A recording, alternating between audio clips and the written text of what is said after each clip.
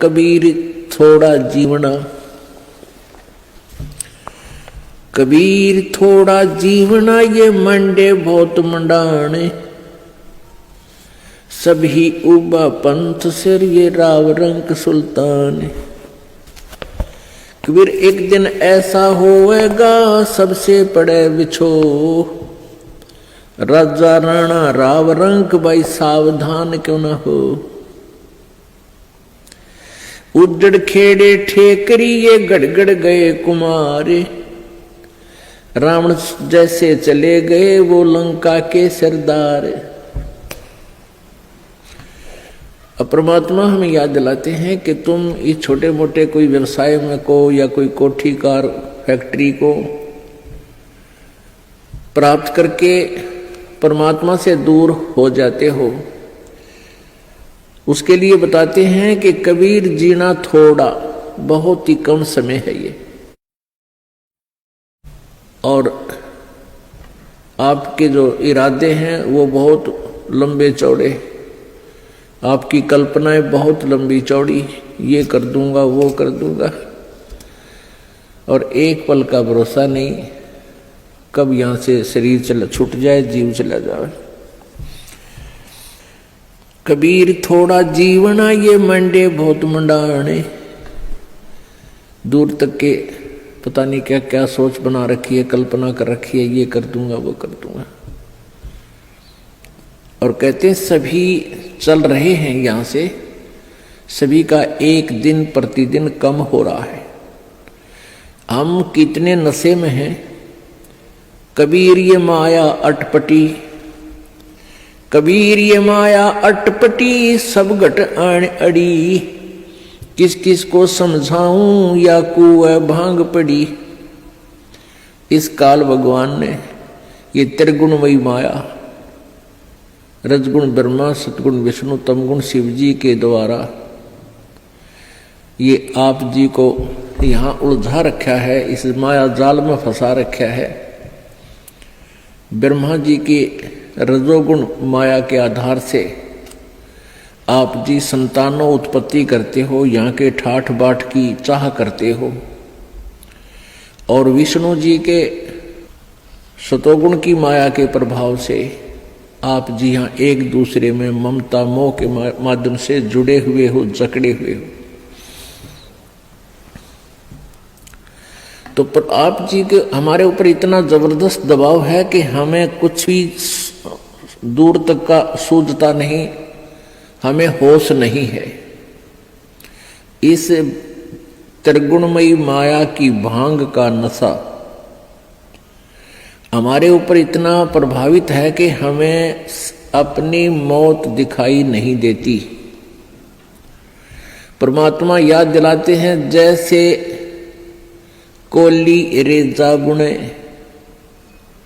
और बुनते आवे ओड़े, ऐसे लेखा तेरे जीवन का कुछ दौड़ सके तो दौड़े।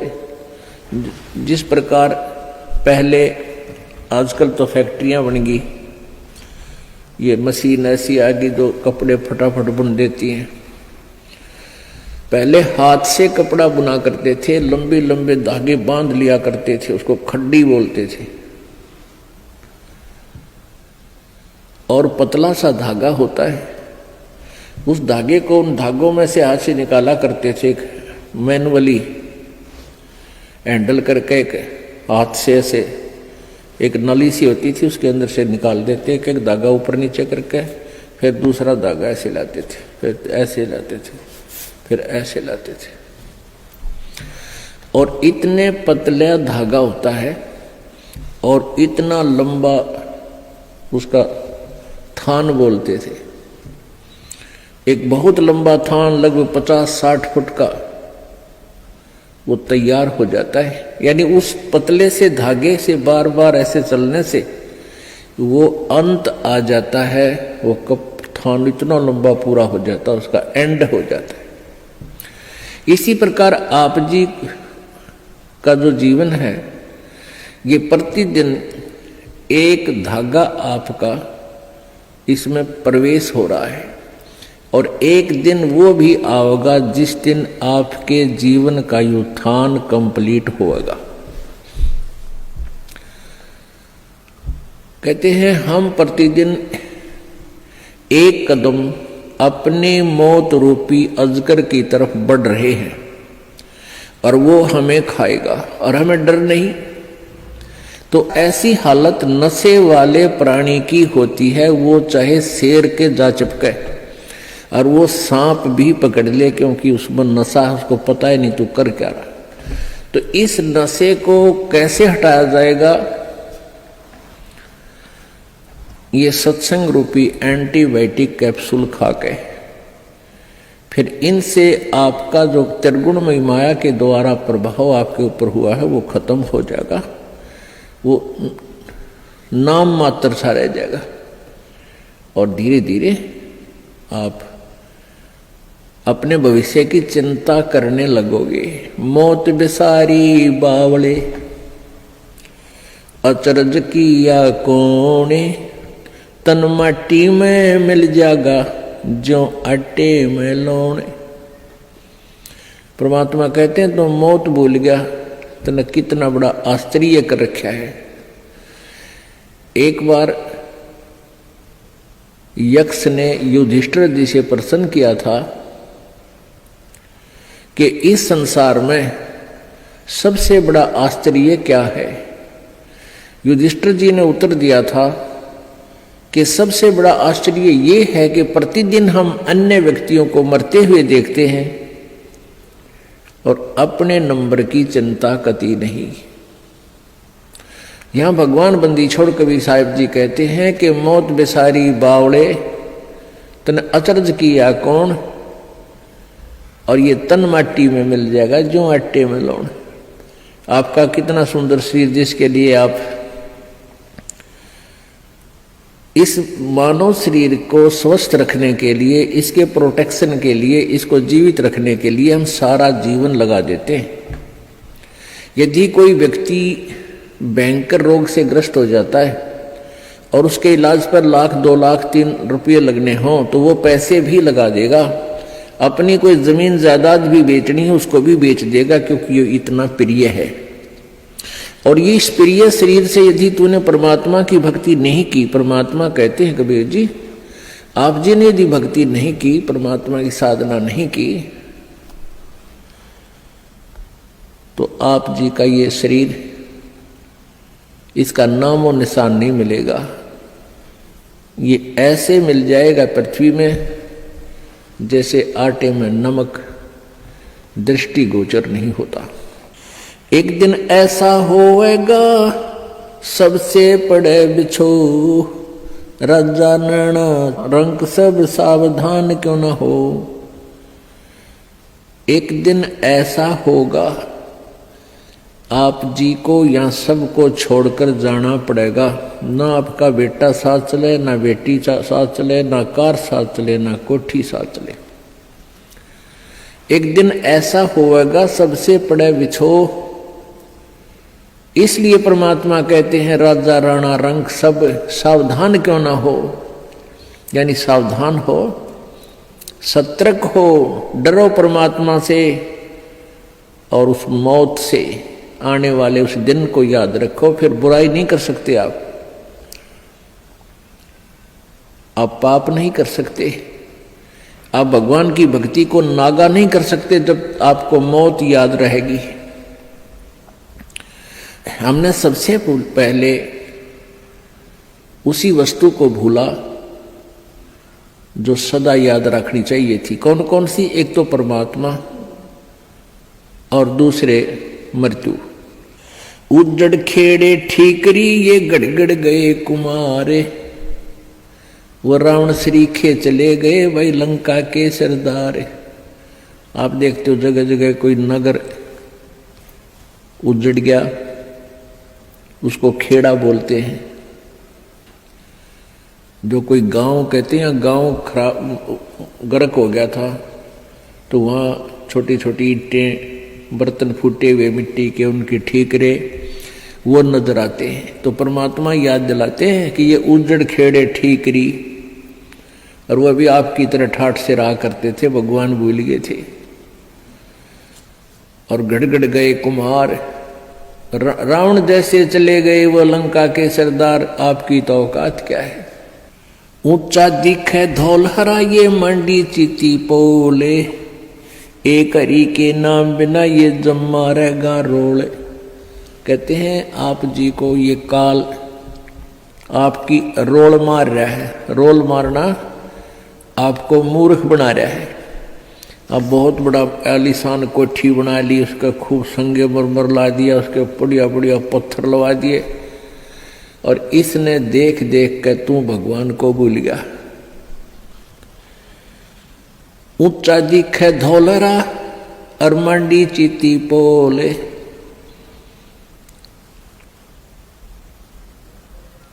एक हरि के नाम बिना ये जम्मा रहे रोल। ये तेरी रोल मार रहा है, तुझे मूर्ख बना रहा है काल, कि कितनी अच्छी कोठी है मेरे पास, ऐसी कार है, मेरे इतने पुत्र हैं, इतनी पुत्रियां हैं, वो ऐसे ऐसे बढ़िया सेट हो रहे हैं, और फिर नो प्रॉब्लम, या प्रॉब्लम आगे बहुत बड़ी होगी।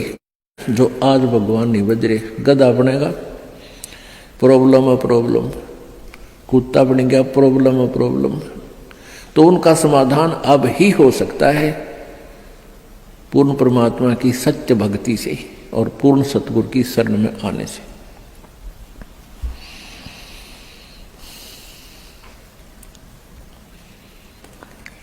कबीरा देवल ढह पड़ा ये ईंट वही संघार, कोई चे जा रहा चुनिया मिलान दूजी बार। कहा चुनावे मैडिया ये चुना मटी लाए, मौत चुनेगी पापड़ी तने दौड़ कलेगी आए। परमात्मा कहते हैं, भगवान कबीर जी कहते हैं कि भक्ति के बिना आपके ये लंबी लंबी कोठियां बनाने लग रहा है, और यह मौत पापड़ी तने एकदम झपट्टा मार के ले जाएगी, और ये कोठी तेरी यहीं रह जाएगी। रोहतक के अंदर एक व्यक्ति सेठ, उसने काफ़ी स्थान बहुत अच्छी जगह पर परचेज किया। वो पुरानी दुकान सी थी, उन सबको फोड़ फाड़ कर बहुत बढ़िया एक बहुत लंबा चौड़ा बनाने लग गया। वहाँ पर मार्केट बना रहा था, और उसको ये था कि इसमें लाखों रुपए महीने की इनकम होगी।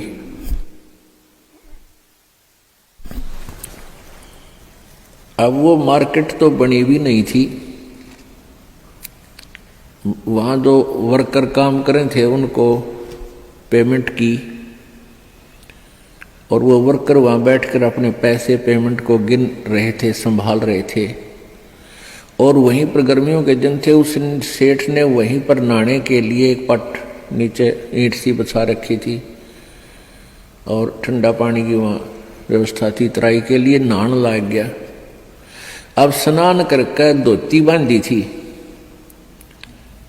कुर्ता पैर नहीं पाया, एकदम गिर गया, और गिर गया कि मर लिया खड़ा खड़ा। उसका समय पूरा हो चुका था, वो एकदम समाप्त हो गया वहीं पर।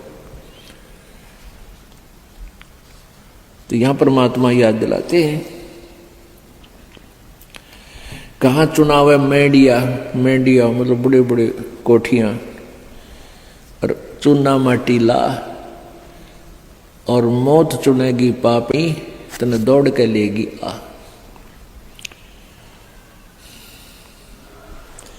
कहा चुनाव है मैडिया ये लंबी भीत उसार, घर तो 3.5 हाथ भाई घना तो 4.25। परमात्मा कहते हैं कि क्यों लंबी लंबी कोठियां, एक कोठी में 6 कमरे, फिर डबल सटोरी, फिर ट्रिपल सटोरी। परमात्मा कहते हैं तूने एक ही चारपाई पे सोना है, और वह एक कमरे की एक कोण में डलेगी, बाकी का सारा तेरा बनाया हुआ वो मकड़ी वाला जाल खाली पड़ा रहेगा। तो परमात्मा कहते हैं घर तो 3.5 हाथ, और घना तो 3:45।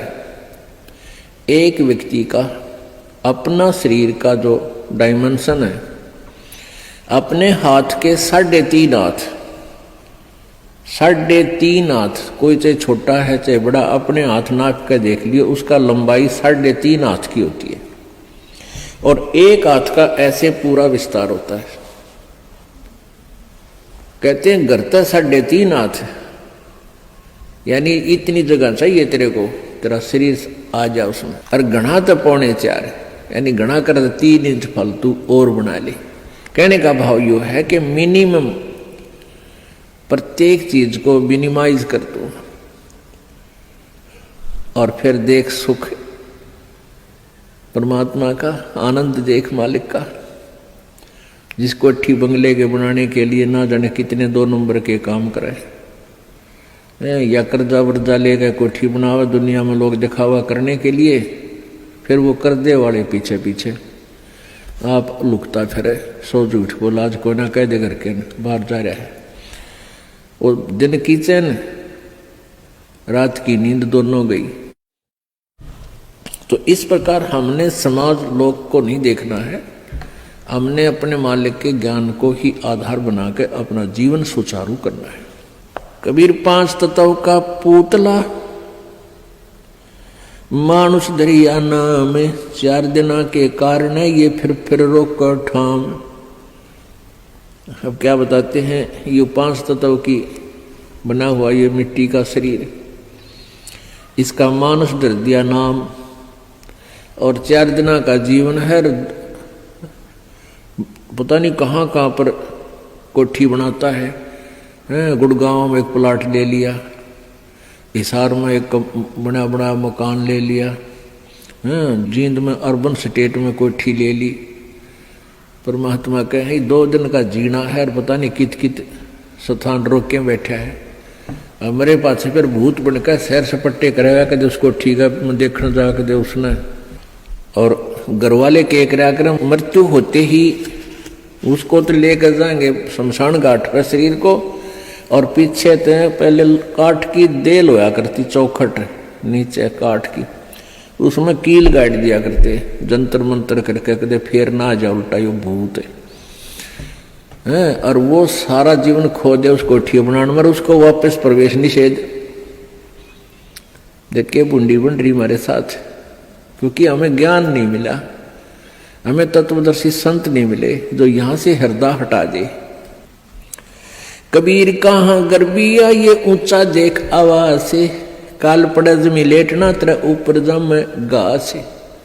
परमात्मा कहते हैं कि अभिमान कर रहा है, कि गर्व कर रहा है तू इस ऊंचे मकान और कोठी का, कल को तेरी मृत्यु हो जाएगी और फूक देंगे तेरे को शमशान घाट पर, और उस मिट्टी पर घास जमेगा, गधे फिरेंगे, कुछ डांगर अंडा करेंगे तेरी माटी के ऊपर के।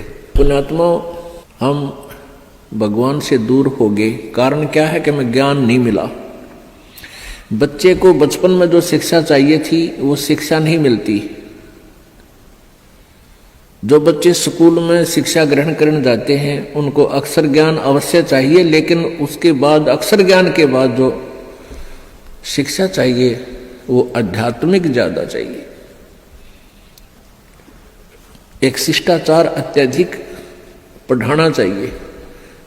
बुराइयों से डरने के लिए बहुत सी कथाओं का हमारे पाठ्यक्रम में, बच्चों के पाठ्यक्रम में समावेश होना चाहिए, और नहीं है। पुण्यात्माओं, आप किसी भी व्यक्ति को वर्तमान में कितनी ही अच्छी आत्मा है, वो ज्ञान के अभाव से उसको आप कहिएगा कि आओ सत्संग में चलते हैं, तो वो कहता है कि अभी समय नहीं है, फिर देखेंगे, कभी ना कभी अवश्य चलेंगे। अच्छी आत्मा तो इतना कह के टाल मटोल कर देता है, बात वही है। और दूसरे को आप कहोगे कि आओ सत्संग में चलते हैं, वो कहेगा भाई समय नहीं है हमारे पास। और ये क्या सत्संग का टाइम है? ये सत्संग की उम्र थोड़ी है, सत्संग तो बुढ़ापे में सुनाएंगे फिर भक्ति करेंगे, ये कोई भक्ति का समय थोड़ा। पुण्यात्मा, ये अटकल अपनी आप लगाई हुई है, परमात्मा का विधान ऐसा नहीं है।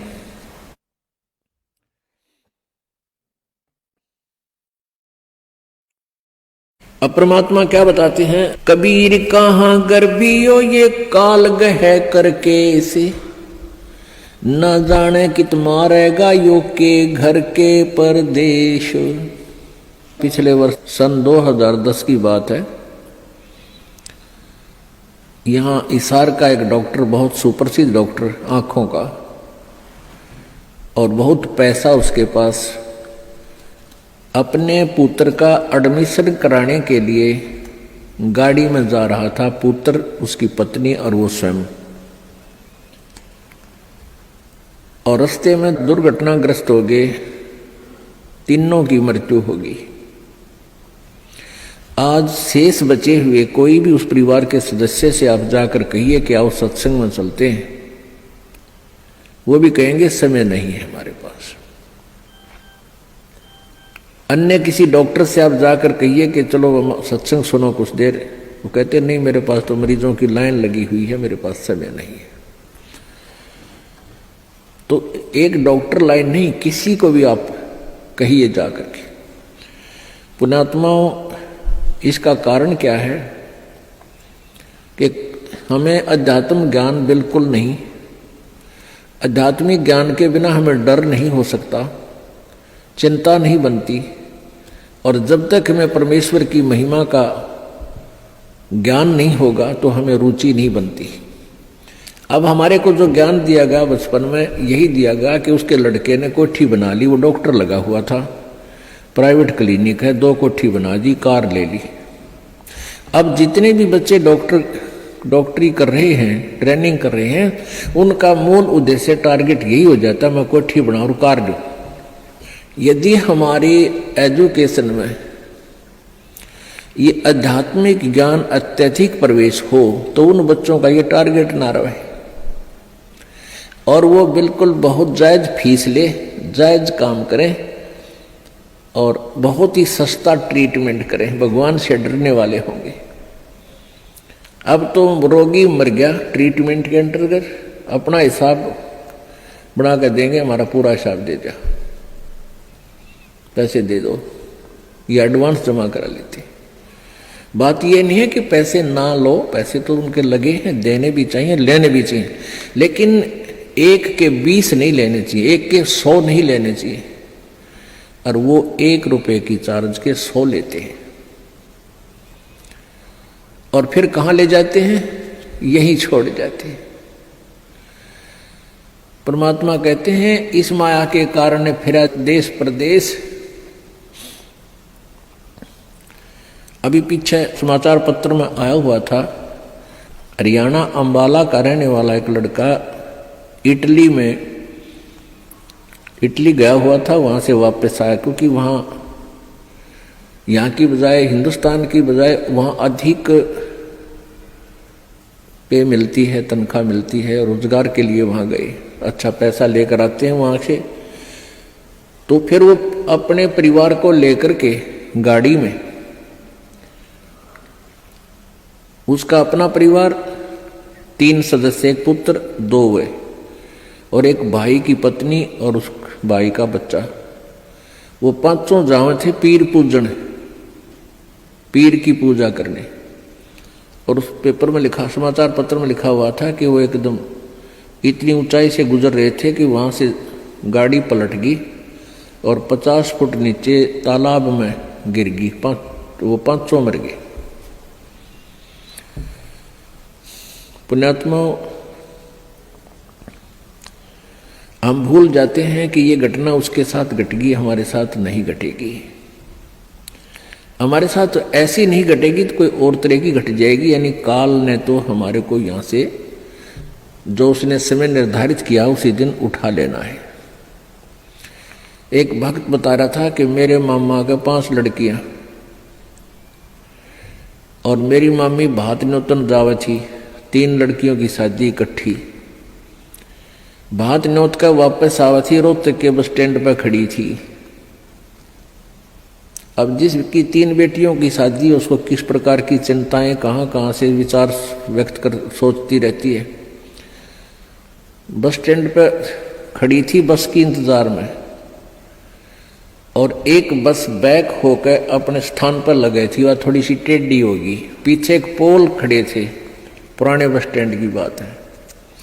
पोल उस खंबे बीच और बस बीच आ गई एकदम। उसने उसको जानने को नहीं, तू कहाँ खड़ी है, गाड़ी आन लग रही है तेरे बैक में आगे। आध घंटे में वही तड़प कर मर गई। अब पुण्यात्माओं कहते हैं, और बात तेरा काम नहीं आवे संतों शरण लाग रे, और केसो व गफलत में बंदे जाग जाग न जागे। इस तन सराय में जीव मुसाफिर करता रहे दिमाग रे। इस तन रूपी शरीर में, तन रूपी सराय में ये प्राणी ना जाने के सोच उठाए रहता है, ध्यान रखता और तरह की बातों में विचार रखता है। और रात बसेरा कर ले डेरा, तू चले सवेरा त्याग रे। हमारा जो शरीर है, अब इस सराय रूपी शरीर में हम सारी एक रात काटने के लिए विराजमान हैं। और सवेरा उस समय होगा जब आपकी मृत्यु हो जाएगी, फिर सुबह हो जाएगी, फिर चलो चलो होगा यहाँ से। तो इस पूरे जीवन को एक रात्रि बताया है और मृत्यु को आपकी सवेरा बताया है। इन सब बातों को याद करके आप जी ने परमात्मा में रुचि बढ़ानी है। कबीर परमेश्वर जी यही बताने के लिए आए थे। और इस सच्चाई से परिचित होकर ही हम भगवान से डरेंगे और भक्ति करेंगे, बुराइयों से भी बचेंगे।